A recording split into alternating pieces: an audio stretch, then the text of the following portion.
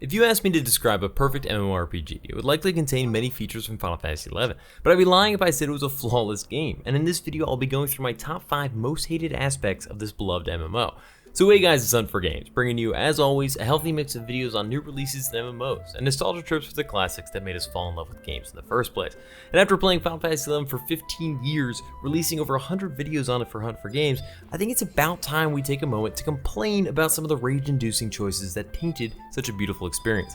Starting with number 5, inventory space. Final Fantasy XI was a game about gear swaps. To get the most out of your job, it was encouraged that you swap gear to fit any current action, be that accuracy, damage, TP gain, the list is almost endless. Having multiple sets of gear on hand for your job was common. This usually meant entirely different rings, waist slots, earrings, swapping out haste pieces for attack or strength or dex or whatever depending on the weapon skill. Point being, even if you were, say, only a thief, you always needed to have a TP gain set, sneak attack set, trick attack set, weapon skill set, maybe a ranged accuracy set. I mean, it was ridiculous. And for any of the hybrid jobs that could also cast magic, it got really absurd.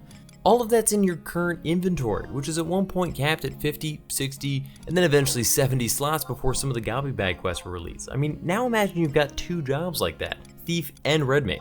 Obviously, the other gear has to stay in the Mog safe back at home. You can't carry all that around with you. So to change from a thief to a red mage, you would have to swap in and out of your Mog safe all the elemental staves for daggers, mind rings for sniper's rings, haste pieces for enfeebling magic stuff. I mean, it was brutal. It could take up to 20 minutes just to change jobs and get ready to go. I mean, this just added to the idea that if you had a limited amount of time to play, you might be stuck on whatever job you're already on or just not playing. Otherwise, you're sucking down those precious minutes just changing jobs. But this is just complaining about how much room you had on you at any one time, which I should also mention was limited by keys you want to have available, food, scrolls for spells you're about to learn, ninjutsu items, silent oils, prison powders, warp scrolls, warp items, experience rings. I mean, geez, there were days I'd leave the Mog house with like 3 slots left. But that's not even the biggest problem. The biggest problem was total storage. The Mog safe was essentially another inventory bag, but before Outer there was just that, inventory, and then like the storage. Storage was determined by items in your Mog house that you had to like decorate it, but most of the better ones were fairly expensive. To this day, because I was focused mostly on crappy decoration that I received from various seasonal events, I only have like 30 to 40 storage slots. As you'd collect fun costumes, artifact gear, rare drops for quests that you may someday try to finish, like those black belt items that to this day I've got in there. I'm just waiting for the day I'm gonna finally tackle that quest. You just ran out of room. I would send myself items in the mail to create permanent delivery spot storage through a return to sender loop, essentially keeping it out there infinitely. I had a second character that sole purpose was to store random crap that I might need at some point. I mean, who didn't have a mule in Final Fantasy XI? If I wanted to level a new job, I'd often have to sell stuff not just for the money to change jobs, I mean, because some of that new gear would be expensive, but to actually have enough space for that new shit. In a game that threw random items at you and expected you to hold those items until you learned whether or not they were valuable, and the whole like, is it rare and exclusive thing wasn't really the end all be all. I mean, there were some crappy rare exclusive items. But with all that, you'd think there would have been a better system for managing this ridiculous amount of inventory. Sure, many NPCs were eventually added that could store gear in various aspects, but all this did was save space for gear that you didn't really need that often. It also added more and more time that would take to switch jobs if you actually did use any of it, like useful artifact pieces that were only for swap-in, for instance. I think every time I've walked away from this game, the last straw was me saying, maybe the problem is the job I'm playing. Maybe I should switch, and then turning it off and stepping away as soon as I thought about what that really meant. Leading us to number 4, skill ups. Skill ups were a cool concept, another way of experiencing that progression as your skills in a particular weapon improved, or magic, or I guess crafting or whatever. This skill would determine which weapon skills you currently had access to, and then obviously the total accuracy and attack baseline you might have as well, if we're focused on just melee weapons. Problem was, as soon as you got into the 50s, 60s and above, it was miserably slow to level. Hell, I remember hitting the level at which I could use Tachi Gecko and not being able to use it until like 2 hours later. For jobs that had multiple weapons they could use, it was hell. Every level you had to stop to go skill up, and for jobs that were bad at soloing, this could be a death sentence because you had to fight things that were of an equal challenge to get skills for your level.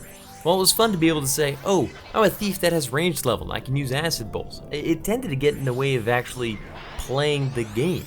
In 2018, this has gotten extremely annoying because leveling is so fast your skills can't possibly keep up with the experience that you're getting, and you only gain skill ups on successes. So as you start missing more and more because you're out leveling your skill, it's leveling slower and slower. The opposite side of this is that at 119, you're just so crazy powerful that leveling once you're there is stupid easy. You go out, fight one Ergonite for like 15 minutes and you're capped. But then why is it there? Just to make leveling more frustrating, but at cap it won't even matter anymore?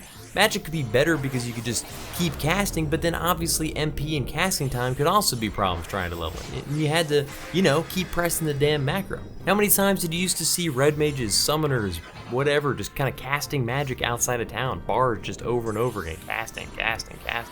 Don't even get me started on how this affected jobs like Summoner or Pup either. Summoner for years, the summoning magic skill didn't even matter, but no one was positive of that. Everyone was like, well, maybe it does.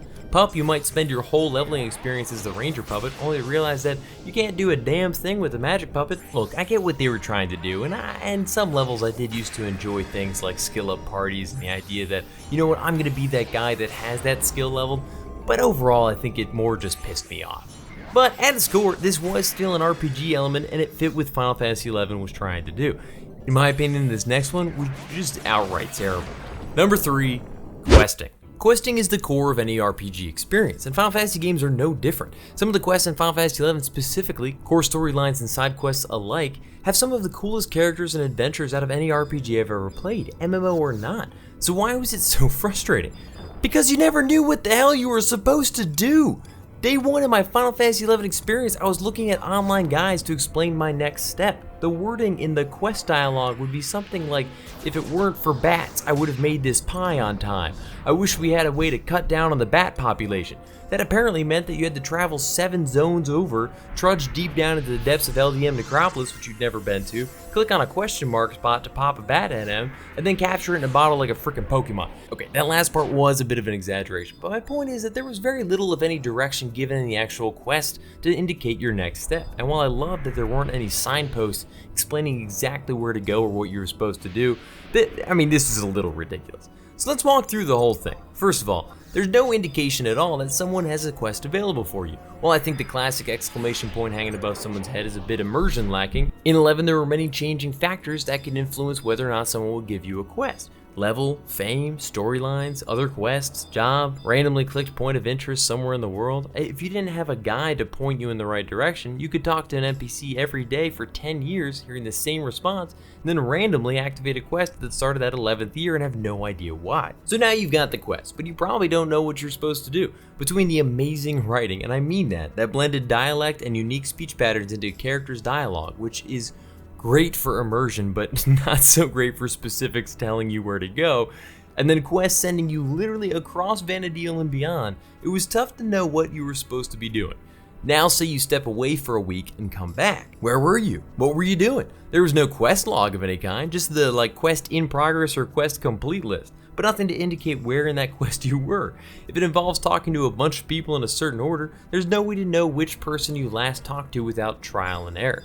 And even if you went back and tried to figure out the quest directions by yourself without the help of a guide, the original dialogue with the NPC is totally gone. Add to that specifics in terms of time of day or week when you can engage with different question mark spots or characters.